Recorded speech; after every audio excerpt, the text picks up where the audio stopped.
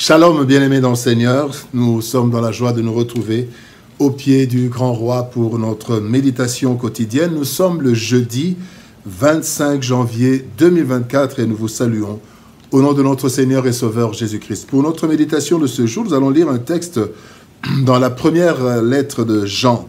1 Jean chapitre 5 verset 14, nous lisons dans la version Louis II, il est écrit « Nous avons auprès de lui cette assurance que si nous demandons quelque chose selon sa volonté, il nous écoute. »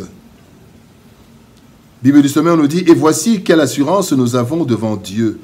Nous demandons quelque chose qui est conforme à sa volonté, il nous écoute. » Il nous écoute, tel est le thème de notre méditation de ce jeudi 25 janvier 2024. Bien-aimés dans le Seigneur, un des besoins de l'homme, de l'être humain, c'est celui d'être écouté lorsqu'il s'adresse à une autre personne pour différentes raisons. Nous savons voir si la personne en face de nous nous écoute par l'expression de son visage. Et parfois nous demandons même pour être sûr si la personne nous écoute. Cela est différent avec Dieu que nous ne voyons pas. Nous ne pouvons pas voir physiquement Dieu, d'où une certaine frustration et plusieurs disent « Est-ce que Dieu m'entend? Est-ce que Dieu m'écoute ?» Et d'autres disent « Dieu, où es-tu » Parce que nous ne le voyons pas, nous ne savons pas s'il nous écoute. Le texte de ce jour affirme et atteste « Dieu nous écoute ». Cela devrait nous donner de l'assurance en ce que même si nous ne le voyons pas et ne pouvons pas voir s'il est attentif à nos prières, sa parole nous rassure. Il nous écoute. Cependant, il y a des conditions pour que Dieu nous écoute. Voyons quelles leçons ce texte nous transmet à travers trois aspects de l'écoute de Dieu. Le verbe traduit par écouter, Dieu nous écoute, s'exprime en trois concepts que nous allons voir parmi ces trois leçons. Premier concept, première leçon, il nous entend. Écoute veut dire aussi il nous entend. Exode chapitre 6 verset 5 nous dit « J'ai entendu les gémissements des enfants d'Israël, que les Égyptiens tiennent dans la servitude, et je me suis souvenu de mon alliance. » La première chose à comprendre, bien-aimés, par rapport à l'écoute de Dieu, c'est qu'il a la capacité ou la faculté d'entendre ou de percevoir nos besoins. Selon qu'il est écrit dans le psaume 94 ou 94, verset 9, il est dit « Celui qui a planté l'oreille n'entendrait-il pas ?»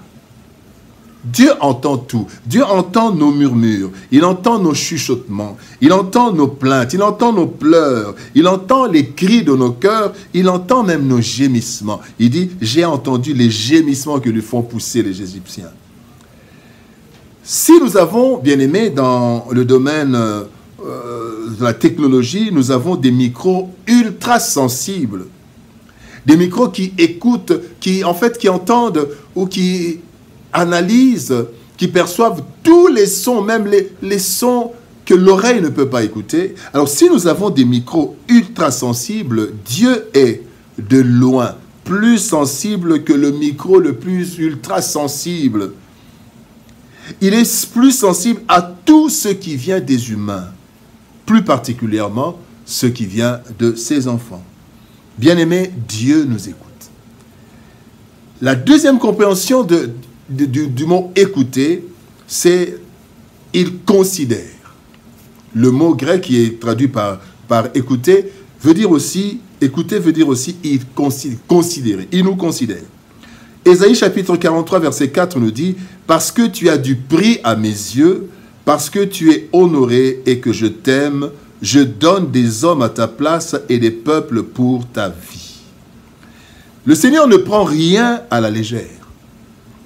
La valeur que nous avons à ses yeux le pousse à considérer tous nos besoins, exprimés ou non exprimés. C'est ainsi qu'il n'y a pas de grandes et de petites prières. Toutes nos demandes se valent aux yeux de Dieu, car tout ce que nous désirons intéresse notre Père, intéresse Dieu. C'est ainsi qu'il déclare dans le psaume 37, verset 4, « Fais de l'Éternel tes délices, il te donnera ce que ton cœur désire. » Les désirs de notre cœur.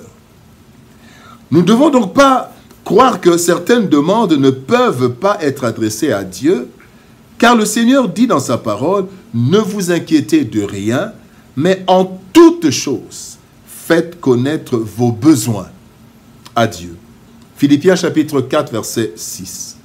Ceci veut dire donc qu'à l'opposé des hommes qui minimisent parfois certains aspects de nos vies, certains aspects de nos demandes, Dieu nous écoute car il considère tout ce qui nous concerne. Il veut notre bien et tout ce qui nous concerne, bien-aimés, il le considère. Donc Dieu nous écoute parce qu'il nous considère. Troisième leçon, c'est une autre compréhension du mot écouter, c'est il nous comprend. Écouter veut dire aussi comprendre. Il nous comprend. Le psaume 139, verset 1er nous dit « Éternel, tu me sondes et tu me connais. » C'est David qui parle. Lorsque nous exprimons un désir, bien-aimé, parfois le problème réside dans l'incompréhension de nos interlocuteurs. Les autres ne comprennent pas toujours ce que nous désirons, vraiment, et pourquoi nous le désirons. Cela les pousse parfois à faire la sourde oreille. Et cela part de la famille jusqu'à la nation, où certaines revendications sont prises à la légère parce qu'elles ne sont pas comprises. C'est un peu comme un enfant qui a mal, qui est malade. On n'arrive pas à le comprendre. Il faut un pédiatre, un spécialiste pour comprendre parce qu'il y a certains désirs qu'on ne comprend pas. Mais Dieu, bien-aimé, il comprend tout. Le psalmiste affirme, dans le texte que nous avons lu, le psaume 139, verset 1er, il y a deux choses que le psalmiste affirme ici. Il dit d'abord que Dieu sonde nos cœurs. Jérémie 11, 20 nous dit « Mais l'Éternel des armées est un juste juge qui sonde les reins et les cœurs. » Parfois même, nous n'arrivons pas à bien expliquer ce dont nous avons besoin. Mais Dieu, il comprend réellement notre besoin. Et la deuxième chose, le psalmiste assure, il dit « Il nous connaît ». Le psaume 103, verset 14 dit « Car il sait de quoi nous sommes formés ». Dieu nous connaît. Dieu sait quel est le problème que nous avons réellement, même quand nous avons du mal à nous exprimer. Bien-aimés dans le Seigneur, ceci fait que Dieu nous comprend mieux que nous-mêmes ou mieux que tous nos proches. Voilà pourquoi il nous écoute, car il nous comprend même quand nous ne savons pas bien exprimer un besoin. Parlons à Dieu. Il nous écoute. Dieu peut sembler silencieux face à nos cris. Cela n'est qu'une impression car il nous écoute et nous devons en avoir l'assurance. Il nous entend, il nous considère, il nous comprend parfaitement. Bien-aimés, si Dieu ne répond pas, mais il nous écoute. S'il ne répond pas, cela ne veut pas dire qu'il n'écoute pas, mais simplement cela signifie que soit nous ne sommes pas dans sa volonté, soit son temps n'est pas encore arrivé, soit alors il y a une résistance qui demande notre persévérance et notre insistance. Ce qui est certain, bien-aimé, est qu'il nous écoute. Et si nous sommes dans sa volonté, l'exaucement est certain en son temps. Alors, bien-aimé, faisons-lui confiance parce qu'il nous écoute. Prions. Éternel Père de gloire, Dieu Tout-Puissant, toi qui écoutes la prière, Seigneur, parfois, il nous semble que tu ne nous écoutes pas, mais tu nous confirmes. Tu dis que tu nous écoutes, tu nous entends, tu nous considères, tu nous comprends. Aide-nous, Seigneur. Aide-nous à continuer à te parler, même quand nous voyons que les choses ne marchent pas, et que nous soyons sûrs que tu nous entends, tu nous comprends, tu nous considères. Oui, tu nous écoutes, Éternel Dieu de gloire, et tu sais ce qu'il y a de mieux pour nous. Aide-nous, Seigneur, à avoir cette confiance. même quand nous ne voyons pas les choses bouger, même quand nous semblons, Seigneur de gloire, voir ton silence, mais que nous puissions comprendre que toi, tu nous écoutes, et puisque tu nous écoutes, tu interviendras en ton temps et selon ta volonté. Bénis ta parole éternelle et bénis ton peuple. Au nom de Jésus-Christ, nous avons ainsi prié. Amen.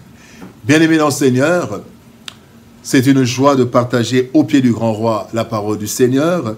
Et nous vous rappelons notre rendez-vous pour ceux qui sont à Kinshasa ou qui seront à Kinshasa en cette date, le samedi 3 février 2024 de 16h à 19h à la cathédrale du Centenaire, centre paroissial Monseigneur Marini. Nous serons là pour une célébration au pied du grand roi.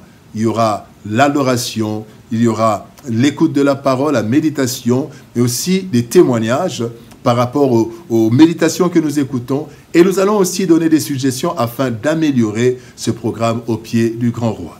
Que Dieu nous bénisse, shalom, au revoir, et par la grâce de Dieu, nous nous retrouvons demain pour une nouvelle méditation. Au revoir, shalom et à demain.